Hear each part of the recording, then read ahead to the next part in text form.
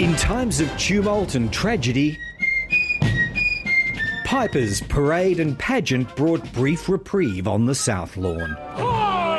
At 72, in front of 4,000 invited onlookers, the alliance was celebrated for all it's been and all it can be. Ready to take a giant leap together. Taking measured steps, the President and Prime Minister set off to work. The AUKUS agreement is so central, and I thank you, Mr. President. I was asked by Xi Jinping a couple of years ago why I was working so hard with your country. I said, because we're a Pacific nation. China's at the centre of all calculations, prompting new deals for space launch from Australia, science, clean energy and $80 million of new fibre networks with Google, linking 9 Pacific nations. Alarmed by recent maritime clashes with Chinese ships off the Philippines, Joe Biden's putting Beijing on notice. Any attack on the Filipino aircraft vessels or armed forces will invoke our mutual defence treaty with the Philippines. And offering advice to Australia too on its thawing economic ties with the communist regime. Trust but verify.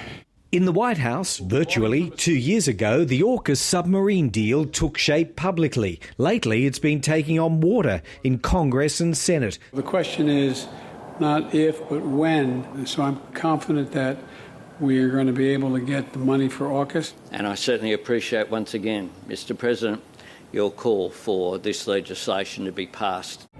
Joint projects announced today are mind-boggling: solar, space and science. But more than anything, Anthony Albanese came seeking assurances on subs for the seas. And he got them. AUKUS was Joe Biden's creation, and he insists he's determined to see it through to delivery. That was cause for celebration. Hundreds dressed in their finest from cabinets, Congress and Canberra came to a celebrity-light state dinner. Cheers. Careful that the mood was kept to the tenor of the times. Greg Jennett, ABC News, Washington. And with more on what this visit means for the alliance, here's national political lead David Speers in Washington.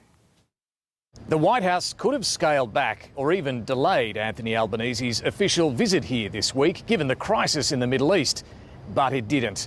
In fact, the Biden administration has gone out of its way to show it's not taking this relationship for granted. It wants to draw Australia even closer. The President is urging Congress to hurry up and pass legislation necessary to make the AUKUS deal a reality. Despite all that's unfolding in Israel, Gaza, not to mention Ukraine, the President doesn't want anyone to think he's taking his eyes off the long game, the strategic contest between the US and China. He raised China several times while standing alongside Anthony Albanese today, and at every turn was critical of Beijing over its aggression in the South China Sea, its debt trap diplomacy, and even its own internal economic woes. The President's words and actions this week are a clear message. Australia should stick with its trusted friend.